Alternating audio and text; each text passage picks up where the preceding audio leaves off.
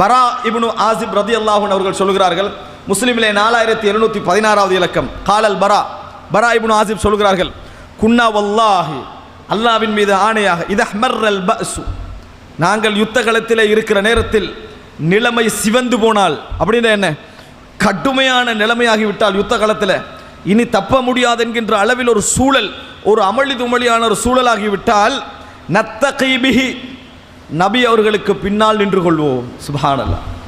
நத்தகி பிஹி, ரசூலுல்லாஹி ஸல்லல்லாஹு, அதாவது நாங்களும் தாக்கு பிடிக்க முடியாத ஒரு கட்டம் வந்தால் நத்தகி பிஹி, ரசூலுல்லாஹி ஸல்லல்லாஹு அலைஹி வஸல்லம் அவர்களுக்கு பின்னால் நிற்போம். வ இன்ன ஷுஜாஅ மின்னா லல்லதி யுஹாதா பிஹி, மிகப்பெரிய வீரராக இருந்தாலும் அவரும் நபி அவர்களை கொண்டே தப்பிக்கொள்வார், அவரும் நபி அவர்களை கொண்டுதான் தப்பிக்கொள்வார் ஸல்லல்லாஹு அலைஹி வஸல்லம். அன்புள்ள சகோதரர்களே, என்ன ஒரு அழகான வசனம். குன்னா இதஹ்மர்ரல் பஅசு நத்தகி பிஹி வ இன்ன ஷுஜாஅ மின்னா லல்லதி யுஹாதா பிஹி, நாங்கள் நிலைமை சிவந்து போனால், நிலைமை கடுமையானால் நபி அவர்களை கொண்டு நம்ம பின்னுக்காகிடுவோம். எங்கள் உள்ள வீரன் கூட ரசூல் ஸல்லல்லாஹு அலைஹி வஸல்லம் அவர்களை கொண்டுதான் தப்புகின்ற நிலைமையில் இருப்பார் என பரா இப்னு ஆசிப் ரலியல்லாஹு அன்ஹு அவர்கள் சொல்கிறார்கள் என்று சொன்னால், நபி அவர்களை கனிவானவராக, இரக்கமுள்ளவராக, மன்னிக்க கூடியவராக பார்த்த நபித்தோழர்களும் இதையும் ரசூலுல்லாஹி ஸல்லல்லாஹு அலைஹி வஸல்லம் அவர்களிடத்தில் என்ன செய்திருக்கிறார்கள், கண்டிருக்கிறார்கள் என்பதை நாங்கள் புரிந்து கொள்ள வேண்டும். அன்புள்ள சகோதரர்களே, ரசூலுல்லாஹி ஸல்லல்லாஹு அலைஹி வஸல்லம் அவருடைய செய்தியில் சஹீஹுல் புகாரியில் 2820வது இலக்கத்திலே பதியப்பட்ட ஒரு செய்தி. ரசூல் ஸல்லல்லாஹு அலைஹி வஸல்லம் அவர்கள், இது நீங்கள், அதாவது முதலாவது அம்சம் நபி அவர்களுடைய பின்தங்கள் ஏன், இரண்டாவது ரசூல் ஸல்லல்லாஹு அலைஹி வஸல்லம் அவர்களுடைய வீரத்திற்கான ஒரு ஆதாரம். இரண்டாவது ஆதாரத்தை பாருங்கள். ரசூலுல்லாஹி ஸல்லல்லாஹு அலைஹி வஸல்லம் அவர்களை பற்றி அனஸ் இப்னு மாலிக் ரலியல்லாஹு அன்ஹு அவர்கள் சொல்கிறார்கள், கான நபியு ஸல்லல்லாஹு அலைஹி வஸல்லம், ரசூலுல்லாஹி ஸல்லல்லாஹு அலைஹி வஸல்லம் அஹ்ஸனன் நாஸ், மிகவும் நல்ல ஒரு மனிதராக இருந்தார். வ அஷ்ஜஅன் நாஸ், மக்களிலேயே மிகவும் வீரமுள்ளவராக இருந்தார். வ அஜ்வதன் நாஸ், மக்களிலே மிகவும் கொடை வள்ளலாக இருந்தார்கள், தர்மம் செய்யக்கூடியவர்களாக இருந்தார். வலகத் ஃபஸிஅ அஹ்லுல் மதீனா, ஒரு முறை மதீனா வாசிகள் திடுக்கிடுகின்ற அளவுக்கு ஒரு பெரும் ஓசை கேட்டது. அப்படி ஓசை கேட்டாலே மதீனாவில் என்ன அர்த்தம், திடீரென எதிரிகள் என்ன செஞ்சிட்டாங்க, யுத்தத்துக்கு வந்து விட்டாங்க. ஃபஸிஅ அஹ்லுல் மதீனா, ஒரு தடவை மதீனா வாசிகள் திடுக்கிடும் அளவுக்கு ஒரு ஓசை கேட்டது.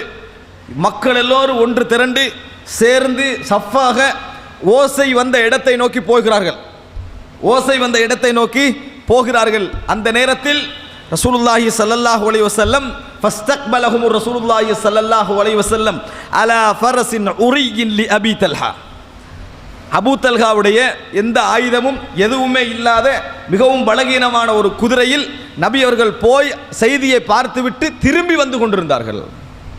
ஸல்லல்லாஹு அலைஹி வஸல்லம் அவர்கள் போய் செய்தியை பார்த்துவிட்டு திரும்பி வந்து கொண்டிருந்தார்கள். எங்களை கண்டவுடன் சொன்னார்கள், லம் துராஉ லம் துராஉ, நீங்கள் வந்து என்னது, அதான் லன் துராஉ லன் துராஉ, அச்சப்பட வேண்டிய அவசியம் உங்களுக்கு இல்லை, அச்சப்பட வேண்டிய அவசியம் உங்களுக்கு இல்லை என ரசூலுல்லாஹி ஸல்லல்லாஹு அலைஹி வஸல்லம் அவர்கள் மதீனாவை என்ன செய்தார்கள், ஆற்றுப்படுத்தினார்கள். சொல்லிவிட்டு சொல்கிறார்கள், இன் வஜத்னாஹு பஹ்ரா, ரசூலுல்லாஹி ஸல்லல்லாஹு அலைஹி வஸல்லம் அவர்களை கடும் தைரியசாலியாக நாங்கள் பார்த்தோம்.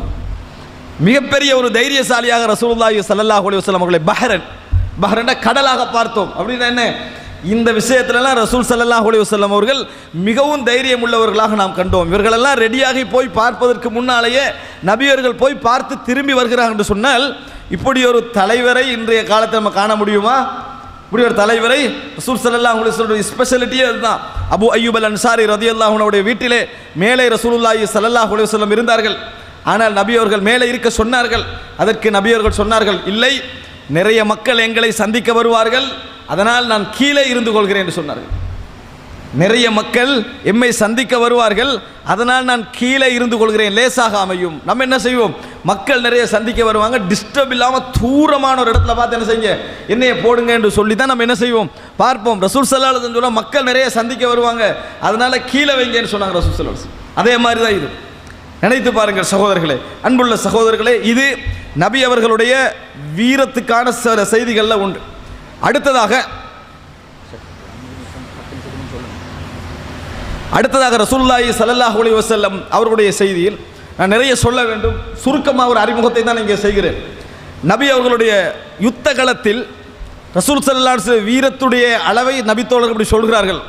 இன்னும் ரசூலுல்லாஹி ஸல்லல்லாஹு அலைஹி வஸல்லம் இருக்கிறாங்களே, கையாண்ட முறை, நபி அவர்களுடைய வரலாற்றை எடுத்து பார்த்தீங்கன்னு சொன்னால், ஒன்றில் யுத்த களத்தில் நபி அவர்கள் எப்போ பயின்றார்கள், எப்போ பயிற்சி எடுத்தார்கள், நபி அவர்களுக்கு பயிற்சி கொடுத்த அந்த பயிற்சியாளர் யார், இராணுவத்தை ரசூல் ஸல்லல்லாஹு அலைஹி வஸல்லம் அவர்கள் ரெஜிமெண்ட்டுகளாக பிரித்து வழிநடத்தக்கூடிய திறமையை கொடுத்தது யார், இதெல்லாம் ரசூல் ஸல்லல்லாஹு அலைஹி வஸல்லம் வரலாற்றில் நீங்கள் காணவே மாட்டீங்க. ஆனால் ரசூல் ஸல்லல்லாஹு அலைஹி வஸல்லம் அவர்கள் சொல்வதை போன்று, இன்னி உத்அமு வ உஷ்ரபு மினல்லாஹ், நான் அல்லாஹ்வின் பக்கத்திலிருந்து என்ன செய்கிறேன், மின் இந்தில்லாஹ், அல்லாஹ்வின் பக்கத்திலிருந்து நீர் கொடுக்கப்படுகிறேன், உணவு கொடுக்கப்படுகிறேன் என்று ரசூல் ஸல்லல்லாஹு அலைஹி வஸல்லம் சொன்னது போன்று இந்த அறிவை அல்லாஹ் ரப்பல் ஆலமீன் என்ன செய்திருக்கிறான், அவர்களுக்கு கொடுத்திருக்கிறான் என்று புரிந்து கொள்ளலாம். சஹீஹுல் புகாரியில் நபி அவர்களுடைய 2-3 வழிமுறைகளை நான் இங்கே சொல்கிறேன். 2948வது இலக்கம் புகாரியிலே வரக்கூடிய செய்தி. ரசூலுல்லாஹி ஸல்லல்லாஹு அலைஹி வஸல்லம் அவர்கள் யுத்தம் ஒன்றை அறிவிக்கின்ற பொழுது எப்படி அறிவிப்பார்கள் என்பதை, அதாவது காப் இப்னு மாலிக் ரலியல்லாஹு அன்ஹு அவர்கள் சொல்கிறார்கள்.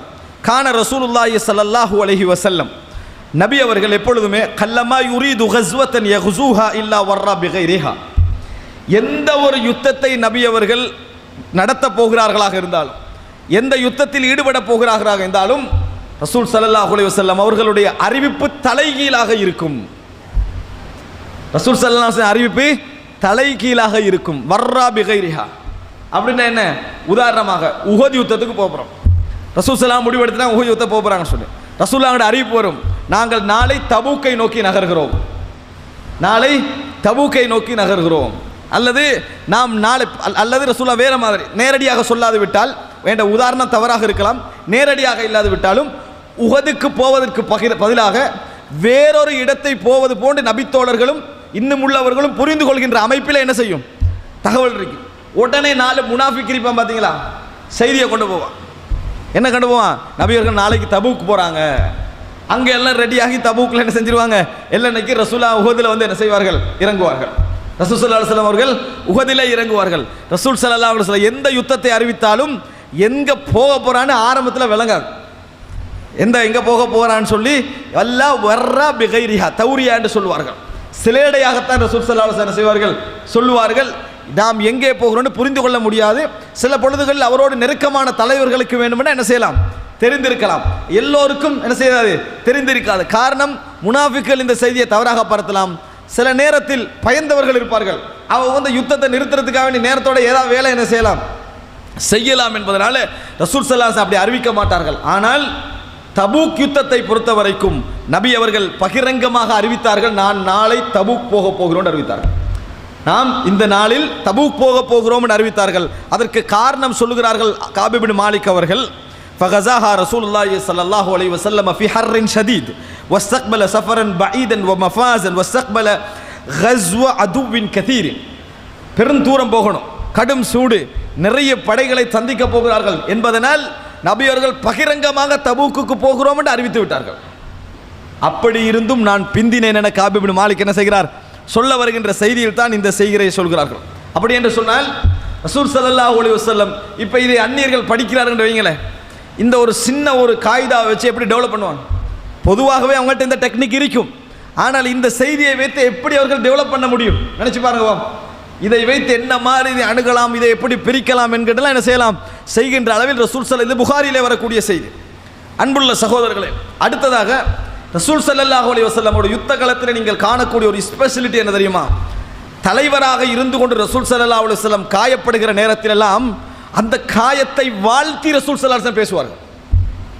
இது ரசூல் ஸல்லல்லாஹு அலைஹி வஸல்லம் யுத்த களத்திலே படிக்க வேண்டிய ஒரு விஷயம். யுத்த களத்தில் காயப்பட்டால் தலைவருக்கு இருக்க வேண்டிய பண்பு பாருங்க. யுத்த களத்தில் காயப்பட்ட உடனேயே தலைவர் காயப்பட்டதை பெரிய விஷயமாக்கி இசுவாக்குறது ரசூலுல்லாஹ்கிட்ட இருக்கல. யுத்த களத்தில் காயப்பட்டால் ரசூல் ஸல்லல்லாஹு அலைஹி வஸல்லம் அந்த காயப்பட்டதை பாராட்ட ஆரம்பிப்பார்கள். அது ஒரு பெரிசாக்குவாங்க. ரசூலுல்லாஹ் எப்படி பெரிசாக்குவாங்க, காயப்பட்டது நல்லது அப்படி என்கின்ற அமைப்பில் ரசூல் ஸல்லல்லாஹு அலைஹி வஸல்லம் அவர்கள் பெரிதாக பேசுவார்கள். ரசூல் ஸல்லல்லாஹு அலைஹி வஸல்லம் இந்த விஷயத்தில் உஹது யுத்தத்தில் மாத்திரம் ஒரு இடத்துல என்ன செய்தார்கள், ரசூல் ஸல்லல்லாஹு அலைஹி வஸல்லம் அவர்கள் அதாவது கொஞ்சம் மனவருத்தத்தோடு பேசினார்கள். அல்லாஹ் கண்டித்தான் என்ற செய்தி என்ன செய்கிறோம், பார்க்கிறோம். முகமதுடைய நபியுடைய தங்களது நபியுடைய முகத்தை இரத்தம் தோய வைத்தவர்கள் எப்படி வெற்றி பெறுவார்கள் என்று கேட்டார்கள், அல்லாஹ் கண்டித்தான். மற்ற எல்லா இடங்களில் நீங்கள் பார்க்கலாம் ரசூல் ஸல்லல்லாஹு அலைஹி வஸல்லம் அவர்கள் என்ன செய்வார்கள், காயத்தை வாழ்த்தி பேசுவார்கள்.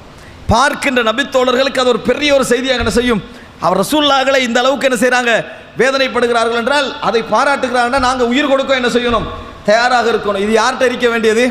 லீடர்கிட்ட இருக்க வேண்டிய மிக முக்கியமான பண்பு. ஆனால் இன்றைக்குள்ள நிறைய தலைமைத்துவத்தை என்ன நடக்கும்? உங்களோட தலைவருக்கே இப்படி செஞ்சுட்டீங்க, உங்களோட தலைவருக்கே இப்படி செஞ்சு தலைவர் வந்து அனுதாபம் தேர்றதா என்ன செய்யும்? கூடுதலாக இன்றைக்குள்ள பண்பே தெரிய, மற்றபடி அதை பாதிப்பை ஏற்றுக்கொள்கின்ற பண்புகள் நிறைய குறைவு.